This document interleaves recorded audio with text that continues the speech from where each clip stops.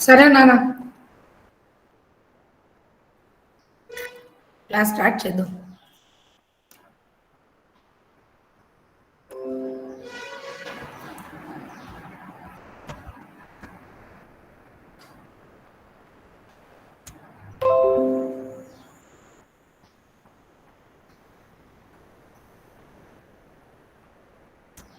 प्रिय छात्र, आज मैं आपको जो कल बताया था लेसन, उसमें शेष रह गया, उस लेसन को पूरा कर दूंगी. थोड़ा थोड़ा परिचय, पहला लेसन का परिचय और दिनकर जी का परिचय मैं आपको बताऊंगी. रामधारी सिंह दिनकर ज्ञानपीठ पुरस्कार ग्रहीता है, उसी प्रकार पद्म भूषण उपाधि भी आपको मिली है. आपको प्रगतिशील भावनाओं के कवि हैं. उनकी रचनाएं हैं, काव्य रचनाएं कुरुक्षेत्र,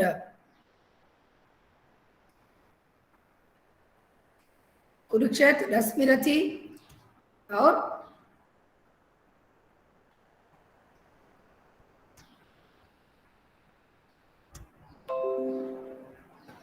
कुरुक्षेत्र, रेणुका, हुंकार, रश्मिरथी, नील कुसुम, परशुराम की प्रतीक्षा, उर्वशी, हारे के हरिनाम, ये उनकी काव्य रचनाएं हैं. और गद्य रचनाएं भी आपकी हैं. वह है संस्कृति के 4 अध्याय, अर्धनारीश्वर, रेती के फूल, मिट्टी की ओर, शुद्ध कविता. ये है उनकी रचनाओं की रचना. अब मैं पाठ के अंतर्गत ये बताना चाहती हूँ कि जो कल मैं बताई थी वो शेष आ गया, उस शेष भाग को मैं आज बताऊंगी.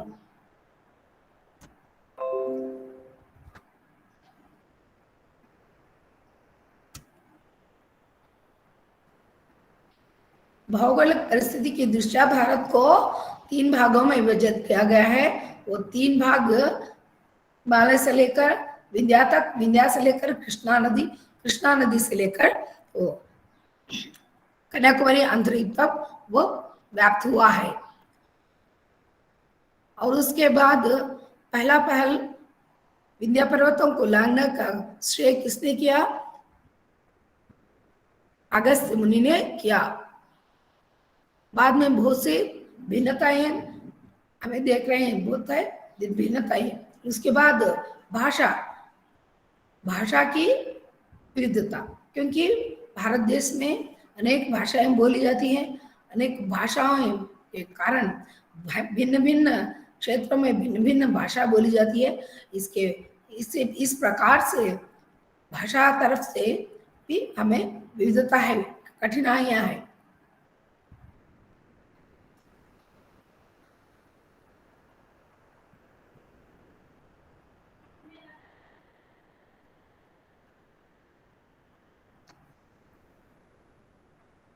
भारतवर्ष मौर्य और मुगल जमाने में कभी नहीं हुई थी. अब भी जो क्षेत्रीय जोश का प्रांतीय मोह बाकी है वो धीरे धीरे कम हो जाएगा.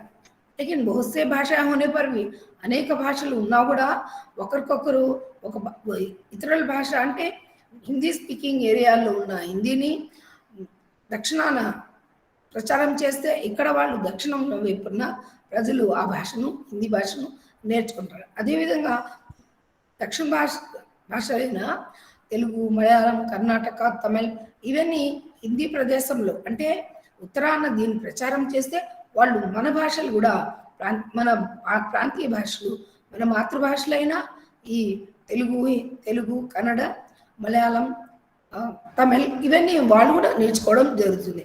अभी जो क्षेत्रीय जोश या प्रांतीय मोह बाकी है वो धीरे धीरे कम हो जाएगा, क्योंकि इस जोश को पालने वाली प्राकृतिक बाधाएं अब शेष नहीं है.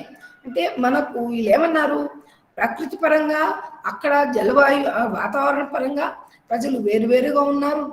ముఖ్యంగా ఈ వింధ్యాచలాన్ని దాటి రావడానికి చాలా కష్టంగా ఉంది కదా, భిన్నత్వం చూపిస్తున్నారు. కానీ మెల్లమెల్లగా ఆ భిన్నత్వం కూడా పూర్తి అయిపోతుంది. वो शेष नहीं है, జోష్ జోష్ అంటే అక్కడి ప్రజల్లో క్షేత్రీయ పరిస్థితుల్లో ప్రజలు అక్కడ వాళ్ళ ప్రాంతాన్ని వాళ్ళు ఎక్కువగా అభిమానించడం జరుగుతుంది.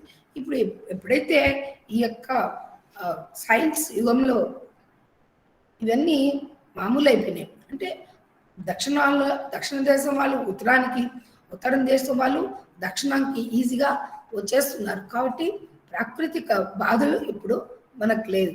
मगर भाषा भेद की समस्या जरा कठिन है। भाषा भेद, बहुत सी भाषाएं हैं ना, इन भाषा भेद के कारण हम आपस में रहने पर भी अजनबी जैसे मालूम होते हैं, क्योंकि उनकी भाषा हम नहीं जानते, हमारी भाषा वो नहीं जानते। उसका हल तभी निकलेगा जब हिंदी भाषी क्षेत्र में हिंदी भाषाओं तथा अहिंदी भाषी क्षेत्र में हिंदी भाषा का प्रचार हो। इसका हल, ये समस्या, भाषा की समस्या जब दूर होगी, कब हिंदी भाषी क्षेत्र में हिंदी भाषाओं तथा अहिंदी भाषी क्षेत्रों में हिंदी भाषा का प्रचार हो जाए। सौभाग्य की बात है कि इस दिशा में काम शुरू हो गया है और कुछ समय बीतते बीतते हम इस बाधा पर विजय प्राप्त कर लेंगे। यहाँ देखो, यहाँ ये समस्या को भी हम दूर कर सकते हैं। क्यों? हिंदी भाषा प्रांत में अहिंदी भाषाओं को प्रचार करना। हिंदी भाषा प्रांत का मतलब ఉత్తర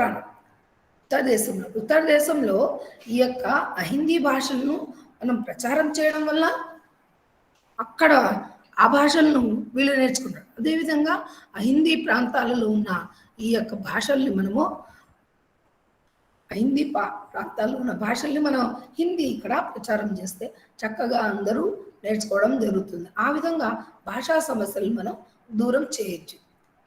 सौभाग्य की बाध्य की इस दिशा में काम शुरू हो गए और कुछ समय बीतते बीतते हम इस बाधा का विजय प्राप्त कर लेंगे। అంటే సౌభాగ్య అదృష్టవశాత్తు మనకు ఈ పని కూడా జరుగుతోంది। ఏ పని? హిందీ ప్రదేశంలో అహిందీ భాషను, అహిందీ భాష ప్రదేశాలు హిందీ భాషను ప్రచారం చేయడానికి ఇది కొనసాగుతా ఉంది। దానికి మనమే ఉదాహరణ। మీరు ముఖ్యంగా మీరు నాన్ హిందీ స్పీకింగ్ ఏరియాలో మీరు హిందీని నేర్చుకోవడం, చదవడం అనేది ఈ యొక్క అవకాశం మీకు లభించింది। కాబట్టి ఈ విధంగా మనకు దాదాపు భాషా సమస్య కూడా తీరిపోయింది అని చెప్పాలి। ये तो हुई भारत की विविधता की कहानी। ఇంతవరకు మనం భారతదేశ వివిధత్వం, భిన్నత్వం యొక్క కథను నేర్చుకున్నాం। తర్వాత अब जरा ये देखने की कोशिश करना चाहिए कि इस विविधता के भीतर हमारी एकता कहाँ छिपी हुई है। अब हम ये देखना है कि हम तो भिन्न भिन्न है, लेकिन ये भिन्नता में ही एकता छिपी हुई है। कहाँ है एकता? अब देखेंगे। इस विविधता के भीतर हमारी एकता कहाँ छिपी है? భిన్నత్వం లోపల ఏకత్వం అనేది ఎక్కడ దాగుందనే విషయాన్ని మనం ఎప్పుడు కనుక్కోబోతాం। सबसे विचित्र बात तो यह है कि यद्यपि हम अनेक भाषाएं बोलते हैं, जिनमें 14 भाषाएं तो ऐसी हैं, हमने बहुत बोलियां, भारत में बहुत सी भाषा हैं, कुछ बोलियां नहीं है, रिटर्न नहीं है, इसलिए हमें 14 भाषाएं, ये तो ऑफिशियल लैंग्वेजेस है। इन 14 भाषाएं भारत सरकार ने స్వీకృతి दी। అఫీషియల్ లాంగ్వేజ్ అన్నాం కదా, భారత ప్రభుత్వం ద్వారా ఇది ఈ భాషలన్నా ఎన్నుకోబడింది। అది దాదాపు చూడండి, మరాఠీ, గుజరాతీ, తమిళ్, తెలుగు, మలయాళం, कन्नड़, उड़िया, असमी, पंजाबी, कश्मीरी और संस्कृत, ये सब ऑफिशियल लैंग्वेजेस है। भिन्न भिन्न भाषाओं के भीतर बहने वाली हमारी भावधारा एक है तथा हम प्राय एक ही तरह से के विचारों और कथा वस्तुओं को लेकर अपनी अपनी बोली में साहित्य रचा करते हैं। ఇక్కడ మనం ఈ భాషల్ని నేర్చుకొని, అంటే ఇన్ని భాషలు డిఫరెంట్గా ఉన్నా కూడా ఏమవుతుందంటే ఈ యొక్క మన భావం అంటే మన ఆలోచనలు, మనసులోని భావాలు ఇవన్నీ ఒకే విధంగా ఉంటాయి। ఏ భాషలో తీసుకున్నా కూడా మనం మన విచారాలను, అంటే మన ఆలోచనలను, మన భావాలను అన్నీ దాంట్లో ప్రవేశిస్తాం। కాకపోతే ఒకే విషయ వస్తువుని తీసుకుని అన్ని భాషల్లో కూడా సాహిత్యం కూడా రచింపజేస్తున్నారు। ఇది ఏకత్వానికి ఉదాహరణ। ఫర్ ఎగ్జాంపుల్ చూడండి, రామాయణం మహాభారతం ఇవన్నీ అన్ని భాషల్లో కూడా రచిస్తూ ఉన్నారు. అంటే ఇక్కడ ఒక విషయం ఒకటే, ఈ ఉన్న ఒక్క విషయాన్ని తీసుకొని తెలుగులో, తమిళం, గుజరాతీ, మరాఠీ, తర్వాత హిందీ, సంస్కృతం అన్ని భాషల్లో కూడా ఈ యొక్క రచనలు మనం చేస్తున్నాం, సాహిత్యం చేస్తున్నాం. ఇది మన ఐక్యతకు, ఏకతకు ఉదాహరణ అనమాట. भाषाओं के भीतर बहने वाली हमारी भावधारा एक है. భాషలు డిఫరెంట్గా ఉన్న, భిన్నంగా ఉన్నప్పుడు ఆ భాషల్లో ప్రవహించే మన భావధార అంటే భావం, ప్రతి ఒక్కరూ ఒకే భావం కాబట్టి ఆ భావధార అనేది ఒకటే. భాషలు వేరే వేరేగా ఉండొచ్చు. तथा हम प्राय एक ही तरह के विचारों और कथा वस्तुओं को लेकर अपनी अपनी बोली में साहित्य रचना करते हैं. కాబట్టి మనం అదే ఒకే ఆలోచన సరళి, ఒకే భావం, ఒకే వస్తువుని తీసుకొని వివిధ భాషల్లో మనం సాహిత్యాన్ని రచిస్తున్నాం. रामायण महाभारत को लेकर भारत की प्राय सभी भाषाओं के बीच बहुत एकता मिली है. అది ఉదాహరణకి రామాయణ మహాభారతాలు ఇవి మన పురాణాలు. ఈ పురాణాలను ఏ భాషలో లేదు చెప్పండి? అన్ని భాషల్లో, అంటే భారతదేశంలో ఉన్న అన్ని భాషల్లోనూ, ఉత్తర దక్షిణ భాషల్లోనూ ఈ రామాయణ మహాభారతాలు అనేది భాషల్లో సాహిత్యం అనేది రచించడం జరుగుతుంది. चारों की एकता जाति की सबसे बड़ी एकता होती है. ఏకతకు ఉదాహరణ ఏంటంటే ఆలోచన సరళి, భావాలు అందరివి ఒకటే. భారతీయుల యొక్క ఆలోచన సరళి, తర్వాత వాళ్ళ హృదయంలో భావాలు సమానంగా ఉంటాయి. ఇదే మనకు ఏకతకు తార్కణం. మన భారతదేశంలో ఏకతకు ఇది ఉదాహరణ. अतः भारतीय जनता की एकता के असली आधार भारतीय दर्शन और साहित्य है.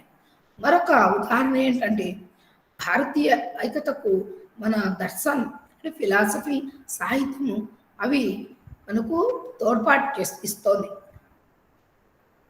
जो अनेक भाषाओं में लिखे जाने पर भी अंत में जाकर एक ही साबित होते हैं. అంటే మన ఫిలాసఫీ, సాహిత్యాలు వివిధ భాషల్లో ఉన్నా కూడా లాస్ట్కి వెళ్ళి ఒకే अंत में जाकर एक ही साबित होता है. అన్ని కలిసి ఒకటే. అంటే మన పురాణాల్లో కానీ, మన వేదాంతంలో కానీ, సాహిత్యంలో కానీ ఈ యొక్క ఐక్యత అనేది మనకు కనిపిస్తుంది. बस आपको मैं इसके पहले भिन्नता बताई थी, अब एकता बता रही हूँ. किस विषयों में एकता है. ये भी ध्यान देने की बात है कि फारसी लिपि को छोड़कर दे तो भारत की अन्य सभी लिपियों की वर्णमाला एक ही है. ఇక్కడ ఇంకో విషయం ఉంది. ఫారసీ లిపి డిఫరెంట్గా ఉంటుంది. ఆ ఫారసీ లిపిని వదిలేస్తే భారతదేశంలో మిగిలిన భాషల యొక్క లిపుల యొక్క వర్ణమాలలు అన్ని దాదాపు ఒకే విధంగా ఉంటుంది. యద్యపి అలగ్ అలగ్ లిపియోं में लिखी जाती है. లిపులు వేరేగా ఉన్నా కూడా వర్ణమాలలు ఒక్కటే. जैसे हम हिंदी में क ख ग आदि अक्षर पढ़ते हैं, वैसे ही ये अक्षर भारत की अन्य लिपियों में भी पढ़े जाते हैं. హిందీలో మనం క ఖ గ అని చదువుకుంటాం కదా, అదేవిధంగా మిగిలిన లిపుల్లో కూడా ఇదే విధమైన భాష అనేది ఉంది. యద్యపి ఉన్కే లిఖనే కా ढंग और है. కాకపోతే మనం రాసే ఆ యొక్క పదాలు రాసే పద్ధతి వేరేగా ఉంటుంది. हमारी एकता का दूसरा प्रमाण यह है कि उत्तर या दक्षिण चाहे जहाँ भी चले जाए आपको जगह जगह पर एक ही संस्कृति के मंदिर मिलते हैं. తర్వాత ఇంకో ఉదాహరణ అంటే భాషాపరమైన ఉదాహరణ, లిపులు వేరైనా కూడా వాళ్ళ యొక్క రాసే పద్ధతులు ఒకటే. అన్ని భాషల్లో కూడా వర్ణమాలలు కా నుండి క్ష వరకు, ఆ నుండి క్ష వరకు అన్ని వర్ణమాలలు ఒకే విధంగా. ఆ విధంగా మన భిన్నత్వంలో ఏకత్వం కనిపిస్తుంది. తర్వాత రెండో ప్రమాణం అంటే ఏకతకు ప్రమాణం ఏదంటే आपको जगह जगह पर एक ही संस्कृति के मंदिर दिखाई देंगे. అంటే ఒకే సంస్కృతికి సంబంధించిన గుళ్ళు क्या है మందిర్ దిఖాయి దేతే. ఇక్కడ మనం భారతదేశంలో ఎక్కడ వెళ్ళినా కూడా గుళ్ళు, గోపురాలని ఒకే విధంగా మనకు దర్శనం ఇస్తాయి. దీనికన్నా ఉదాహరణ ఏముంది ఐక్యతకు? एक ही तरह के आदमियों से मुलाकात होगी जो चंदन लगाते हैं, स्नान पूजा करते हैं, తీర్థ వ్రత में విశ్వాస్ करते हैं. అంటే ప్రజల యొక్క వైఖరి ఎలా ఉందంటే మనుషులంతా ఒక్కటే, అందరూ పూజిస్తారు, అందరూ తిలకాన్ని ధరిస్తారు, తర్వాత చందనాన్ని నెత్తిన నుదుట పెట్టుకుంటారు. ఇవన్నీ ఒకే సంస్కృతికి ఆధారం అన్నమాట.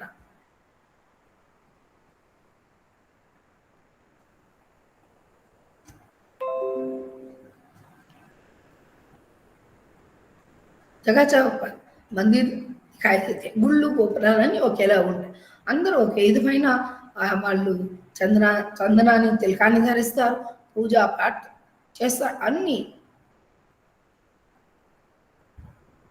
नई रोशनी को अपना पूजा लेने के लिए का कारण इन बातों को शंका की दृष्टि से देखते हैं. अगर చూడండి चंदन लगाते हैं, स्नान पूजा करते हैं, तीर्थ व्रत में विश्वास करते हैं, अथवा अथवा जो इन रोशनी को अपना अपनाने के कारण इन बातों को शंका की दृष्टि से देखते हैं. అంటే కొంతమంది ఉంటారు ఒక్కొక్కరు వేరే సంస్కృతిని వాళ్ళు ఆసరాగా తీసుకొని ఇక్కడ ఈ పనులన్నీ చేసేవాళ్ళు కొంతమందిని వీరు భారతీయులేనా అని शंका అంటే డౌట్ఫుల్గా వాళ్ళు చూస్తారు. उत्तर भारत के लोगों का जो स्वभाव है जीवन को देखने की, जो उनकी दृष्टि है वही स्वभाव और वही दृष्टि दक्षिण वालों की भी है. ఏ విధంగా అయితే ఉత్తర భారతదేశంలో ప్రజల యొక్క జీవన విధానం వాళ్ళు వాళ్ళు ఏ విధంగా ఉన్నారు, పూజ పాఠాన్ని చేస్తారు, అదేవిధంగా దక్షిణాన ఉన్న ప్రజలందరిలో కూడా అది ఉంది. भाषा की दीवार के टूटते ही उत्तर भारतीय और दक्षिण भारतीय के बीच कोई भेद नहीं रह जाता और वे आपस में एक दूसरे के बहुत करीब आ जाते हैं. ఇక్కడ భాషాపరమైన అది భాషాపరమైన వివిధత భిన్నత్వం అవన్నీ దాని గోడ అన్నాడు. भारत की दीवार, भाषा भारत में जो भाषा है उनका दीवार टूटते ఆ యొక్క గోడ, భాష అనే గోడ కూలిపోతే ఉత్తర భారతదేశం దక్షిణ భారతదేశంలో ప్రజలు ఒకరి మధ్య ఒకరు వాళ్ళు అల్లుకుపోతారు, ఆ సంపర్కాలు చేస్తూ మంచిగా కలిసిమెలిసి ఉంటారు అని ఇక్కడ చెప్తున్నారు. और वे आपस में एक दूसरे से बहुत करीब आ जाते हैं. ఎప్పుడైతే ఈ భాష అనే గోడ దాన్ని కొలుస్తామో పడగొడతామో అప్పుడు ప్రజలందరూ ఒకరికొకరు కలిసిపోయినట్టు అయిపోతుంది. असल में भाषा की दीवार के आर पार बैठे हुए भी वे एक हैं. కానీ భాష అనే గోడ అటువైపు ఇటువైపు ఉన్న ప్రజలందరూ కూడా కేవలం భాష వల్లే दूरंगा ఒకరికొకరు కనిపించకుండా ఒకరితో ఒకరు మాట్లాడకుండా కూర్చున్నారు. वे एक धर्म के अनुयायी और संस्कृति की एक ही विरासत के भागीदार हैं. వీళ్ళందరూ ఒకే మతం, అంటే ఇక్కడ మతాలంటే అనేక మతాలు కూడా వస్తుంది. వాళ్ళు ధర్మం మతాలని అనుసరించే వాళ్ళు మరియు సంస్కృతి నమ్మి ఒకే వంశానికి చెందిన వాళ్ళము. అంటే అర్థమేమి, ఈ సంస్కృతికి భారతీయ సంస్కృతికి చెందిన వాళ్ళమవుతాము. అక్కడ ధర్మం మతాలు వేరే ఉన్నా కూడా సంస్కృతి ఒకటే కదా. కాబట్టి ఇవి ఈ సంస్కృతి అనుకు భారతదేశము మనకిచ్చిన వారసత్వం, సంస్కృతి యొక్క వారసత్వం. उन्होंने देश की आज़ादी के लिए एक होकर लड़ाई लड़ी और आज उनकी पार्लियामेंट और शासन विधान भी एक है. మరి ప్రజలందరూ భారతదేశం అంతా వివిధ మతాలు కులాలు అంతా ఉన్నా కూడా అందరూ కలిసి ఏకమై స్వాతంత్ర సమర యుద్ధంలో వాళ్ళు పాల్గొన్నారు కదా. ఆ విధంగా స్వాతంత్రాన్ని పొందాము. ఆజాదీకి వెళ్ళి అంటే స్వాతంత్రం కోసం అందరూ ఒకటై ఆ యొక్క స్వాతంత్ర సమరంలో మనం దూకాం. ప్రజాకి ఈరోజు అందరూ ప్రతి ఒక్కరు పార్లమెంట్లోనూ శాసన విధానసభల్లో అందరూ కలిసి ఉన్నారు. संसार के हर एक देश पर अगर हम अलग अलग विचार करें तो हमें पता चलेगी कि प्रत्येक देश की एक निजी संस्कृति विशेषता होती है. అంటే మనము ప్రపంచంలో అలగ్ అలగ్ మనం ప్రపంచాన్ని చూస్తే ప్రతి ఒక్క ప్రతి ఒక్క దేశంలో కూడా ఒక ఆలోచన సరళితోనే వాళ్ళు బతుకుతున్నారు. మనం కూడా అదే విధమైన ఏక ఆలోచన సరళితో మనం బతుకుతాం. దేశ ఏక్ నిజీ సాంస్కృతిక విశేషత होती है. అంటే దేశంలో వివిధ మతాలు, కులాలు, డిఫరెంట్ భిన్నత్వం ఉన్నా కూడా ఫైనల్గా అది ఏకత్వంలో మారిపోతుంది. అదే సంస్కృతి యొక్క ప్రత్యేకత. जो उस देश के प्रत्येक निवासी की चाल ढाल, बातचीत, रहन सहन, खान पान, तौर तरीके और आदतों से टपकती रहती है. అంటే ఈ యొక్క భారతదేశం ప్రత్యేక నివాసి అంటే భారతదేశంలో నివసిస్తున్న ప్రత్యేక నివాసి ప్రతి ఒక్క మనిషి చాల్చలం, నడవడిక, తర్వాత బాధ్యత, మాట తీరు, రహన్ సహన్, అక్కడ జీవన విధానం ప్రతి ఒక్కటి కూడా ఈ యొక్క ప్రతి ప్రతి ఆదత ఇవన్నీ మా అలవాట్లన్నీ అతనిలో టపక్తి రతి అంటే మనకు ప్రత్యక్షంగా కనిపిస్తూ ఉంటుంది. అంటే భారత పౌరుడు తప్పకుండా ఇవన్నీ చేస్తారు. అంటే సంస్కృతి వాళ్ళ సంస్కృతిని మర్చిపోకుండా ఉంటారు. चीन से आने वाला आदमी विलायत से आने वालों के बीच नहीं छिप सकता और यद्यपि अफ्रीका के लोगों भी काले ही होते हैं मगर वे भारतीय वासियों के बीच नहीं खप सकता. అంటే ఇక్కడ చైనా దేశం నుండి వచ్చిన వారు మన భారతీయులు వాళ్ళు ఇమడి ఉండలేరు, ఎట్లా తెల్లగా ఉన్నారా అని అనుకుంటాం. కానీ ఆఫ్రికా దేశాల నుండి వచ్చిన వాళ్ళు కూడా మన భారతీయులు వాళ్ళు కలవలేరు. అంటే ఆఫ్రికా వాళ్ళు నల్లగా ఉంటారు కదా అని మనం అనుకుంటే కుదరదు. వాళ్ళు కూడా విదేశీయులే, భారతీయులతో కలవరు. ఇది సాంస్కృతిక విశేషత. అంటే సంస్కృతి మనకి ఇచ్చిన ఆ యొక్క గొప్ప వరం.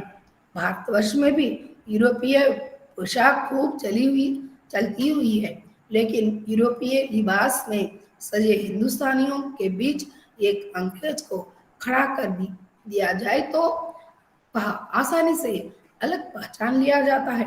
కానీ భారతదేశంలో కూడా యూరోప్ అంటే కొత్త ట్రెండ్స్తో కొత్త కొత్త ఆధునిక సమాజంలో కొన్ని డ్రెస్సులు అంటే విదేశీయ డ్రెస్సులన్నీ వేసుకొని భారతీయులందరూ నిలబడి వాళ్ళ మధ్య ఒక అంగ్రేజ్ బ్రిటిష్ వారిని నిలబెడితే ఖచ్చితంగా బట్టలంతా ఒకే విధంగా ఉన్నాయి. కానీ ఆ బట్టలు అదే ధరించి ఆ యొక్క బ్రిటిష్ వ్యక్తి నిలబడితే ఖచ్చితంగా అతన్ని వేరుగానే తీసేస్తాం. అంటే భారతీయుల్లో వాళ్ళు కలవలేరు. इसी तरह भारत के हिंदू ही नहीं बल्कि हिंदुस्तानी, क्रिश्चियन, फारसी और मुसलमान भी भारत से बाहर जाने पर आसानी से पहचान लिए जाते हैं. ఇక్కడ ఇంకో విశిష్ట ఏకత ఏంటంటే భారతీయులైన భారతదేశంలో ఉన్న వీళ్ళు ఒక హిందూ అన్నారు, హిందుస్థానీ బల్కి హిందుస్థానీ, క్రిస్టియన్, పార్సీ और ముసల్మాన్ వీళ్ళందరూ కూడా విదేశాలలో వెళ్ళినా కూడా ఖచ్చితంగా వాళ్ళు భారతీయులని గుర్తించబడుతుంది. ఎందుకంటే ఆ సంస్కృతి మనకిచ్చిన ఆ యొక్క వరం. మన భారతీయులు డిఫరెంట్గానే కనిపిస్తాం. और यह बात कुछ आज पैदा नहीं हुई है बल्कि इतिहास के किसी भी काल में भारतवासी ही है. ఈ విషయము ఈరోజు చెప్పడం కాదు. అంటే ఎలా హిందువులు వేరే కనిపిస్తారు, క్రిస్టియన్స్ అందరూ భారతీయులే, ఇలా డిఫరెంటేషన్ అనేది కనిపిస్తుంది. ఖచ్చితంగా విదేశాలు వెళ్తే అదిగో ఈ భారతీయుడు, హిందువు, ముస్లిం అలా చెప్పరు. ఏ ఇండియన్ తను భారతవాసి అని చెప్తారన్నమాట. భారతవాసి ఎలాగైనా వాళ్ళ వేషం వేసుకుని పోయినా, వాళ్ళ బట్టలు, వాళ్ళ దుస్తులు అన్ని ధరించి పోయినా కూడా మనము భారతీయత అనేది అది తప్పకుండా కనిపిస్తుంది. భారతవాసి అన్ని దేశం కే లోగోं के बीच में भी वे खप नहीं सकते. అంటే అర్థమేమి? భారతీయ సంస్కృతి మనకిచ్చిన విశేషతను మనం ఆధారంగా చేసుకుని మేము భారతీయులం. అలా వాళ్ళు విదేశాలలో వెళ్ళినా కూడా ఎటువంటి పరిస్థితుల్లో కూడా వాళ్ళు విదేశీయులతో ఏ దేశమైనా కానీ ఆ దేశం వాళ్ళతో కలవలేరు. ఎందుకంటే భారతవాసి ప్రత్యేకంగా భారతవాసి అని అందరూ వాళ్ళకి చెప్తారు. यही यह सांस्कृतिक एकता यह शक्ति है जो भारत को एक रखे हुए है। यही वह विशेषता है जो उनमें पैदा होती है. ఇదే మనకు ఈ సాంస్కృతిక ఏకత అనే శక్తి మనలో ఉంది. ఆ శక్తి మనల్ని భారత్లో ఉండడానికి మన యొక్క గొప్పతనాన్ని చాటుకోవడానికి ఆ సంస్కృతి మనకు శిరోధారం. ఆ సంస్కృతి మనకి ఇచ్చిన విశేషత.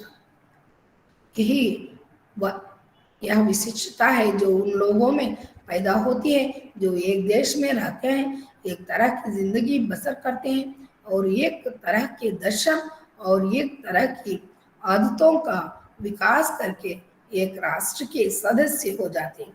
ఇక్కడ మనుషు భారతీయ పౌరుల యొక్క విశేషత చెప్తారు. వాళ్ళు ఎంత గొప్ప వాళ్ళంటే మనకు సంస్కృతి ఇచ్చిన శక్తి, ఆ శక్తిని ఆధారం చేసుకుని ఇక్కడున్న ఆచారాలు, అలవాట్లు, సంస్కృతిని వాళ్ళు కొనిపుచ్చుకొని వాళ్ళల్లో ఏకం అంటే భారతదేశంలో తన జీవితాన్ని గడుపుతూ ఉంటారు.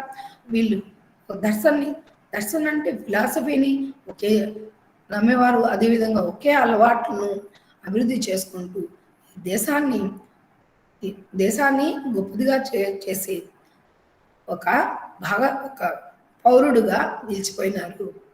ఇదే భారతదేశంలోని భిన్నత మరియు ఏకతకు ఉదాహరణ.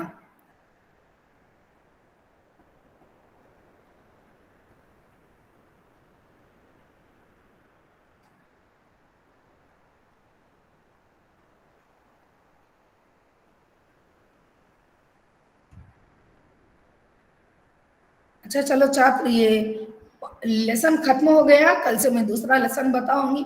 आप तैयार रहिए. आप अब तो मैं कल भूख हड़ताल नामक शॉर्ट स्टोरी आपको बताने जाएंगी. मैं अभी इस कंटेंट को आपके ग्रुप में भेज दूंगी. इसे आप डाउनलोड करके नोट्स प्रिपेयर कर लीजिए.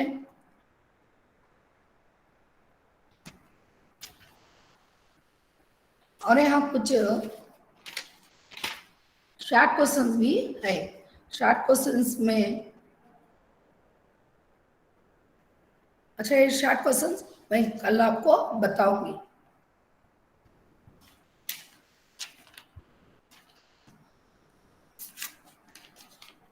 ये प्रश्न मैं आपके सामने पढ़ती हूँ. कहते हैं पहले पल अगस्त्य ऋषि ने विंध्याचल को पार करके दक्षिण के लोगों को अपना संदेश सुनाया. ये संदर्भ है. इस संदर्भ को आप 4 भागों में विभाजित करके लिख सकते हैं. मैं कल इसका नोट्स प्रिपेयर करके आपको शेयर करूँ. दूसरा यही कारण था कि अब जब भी कोई बलवान और दूरदर्शी राजा इस काम में लगा, सफलता थोड़ी बहुत उसे जरूर मिली, लेकिन स्वार्थी, दूरदर्शी और कमजोर राजाओं के आते ही देश की एकता टूट गई. ये भी एक संदर्भ है.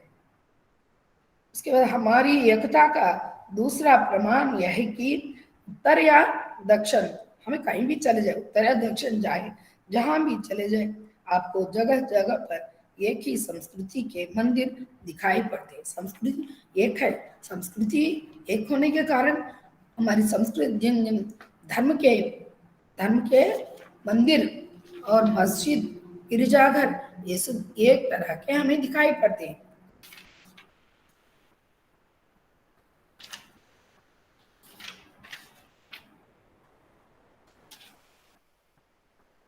शॉर्ट क्वेश्चंस में मैं बता देती हूँ. उसका नोट्स भी कल प्रिपेयर करके बोलूँ. भारत में विविधता की किन किन बातों में दिखाई पड़ती. अब जो हमें लास्ट पैराग्राफ में बताई ना, उनमें एकता दिखाई देती है. भारत की भाषा भेद की समस्या का परिचय दीजिए. भारत में बहुत से भाषाएं हैं, उनका परिचय पूछा जा रहा है. भारत की सबसे बड़ी विरासत क्या है. उसके बाद विविधता के भीतर भारत की एकता कैसी समाई हुई है, स्पष्ट कीजिए. ये सब लघु प्रश्न है. कल इसका नोट्स प्रिपेयर करके मैं संदर्भ और शॉर्ट क्वेश्चन 2 भी नोट्स प्रिपेयर करके आपको कल बताऊंगी.